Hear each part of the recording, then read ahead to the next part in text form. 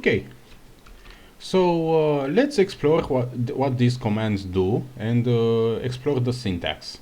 So what does select mean? Select, as you can see, is a keyword which is a specific word that our Postgres understands. And we can write it in lowercase or uppercase, it doesn't matter, it's the same behavior. By convention, it's best to write in uppercase, but from my experience and from other developers' experience, I just write it in lowercase because it's much faster. And this select here, I'm telling the database select something, and then the next part is this data that I'm trying to get. And here I'm going to need to tell the database what columns I want to get, or what type of data I want to get. And here you can see I write all the columns that this city table has. For example, I have to write city ID, city, country ID, and last update, the name of the columns. By writing these all fours, I am telling Postgres, hey, give me these 4 columns. But then Postgres will ask me columns from where. For example, if I delete this portion, and if I type here, it will say something like column city ID does not exist, because Postgres doesn't know where to find it, because we have 15 tables here, maybe we have a lot of tables in another schema, and so on, so on. So we are going to need to tell Postgres where the columns are stored. So I'm going to type from is another keyword. I'm going to tell Postgres from where, and then I'm going to tell the name of the table, city. And when I'm firing this command, it will retrieve the 4 columns and all the data that is stored in it.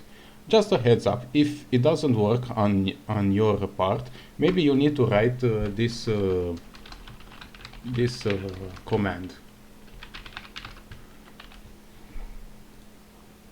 You can write this command, and then you can delete this command and write the query again, because maybe it can't work on your part, maybe because the default schema is not set. Because, for example, this table city resides in this schema public, and you can either write like this, public.city, so we can get the specific table city from the schema public, or you can write that command that I wrote above and deleted. We are explicitly telling database, hey, use this schema, because we can have multiple schemas, and in every schema we can have the same table city, and Postgres doesn't know from which table I'm trying to get the information. So for example, if I only want this specific column, I can just delete this 3 and fire this command, and I will get only this column. And if I want another column, I'm going to type city and get that specific column. And for example, if I type another column that doesn't exist, hey, is going to throw an error, and it says column hey does not exist. You will encounter this error in your software developer experience, and I want you to know about it. So this means basically Postgres is saying, hey, I don't know this column because it doesn't exist. And as you can see, it doesn't exist. So we need to delete this. Okay, but what, for example, I go to this table, film, and I see here we have 13 columns. And I'm trying to get all these columns. You can imagine that will be very time consuming to write all these columns like so: film ID, title, description, and so on, so on. And for example, if I have a table with 100 columns or 200 columns, I'm going to waste a lot of time to try to write this query. So for example, there is a faster solution to get all the columns in a specific table, and it's a pattern that it's this key, the star, the asterisk. And basically what this means is saying to Postgres, hey, give me all the columns from this specific table, city. And if I type if I type, if I fire this, I don't know why that error was showing. I was confused. I can see here that I'm getting all the 4 columns from the table city. And if I put here film and I am firing, you see here that I get all the columns from the table film.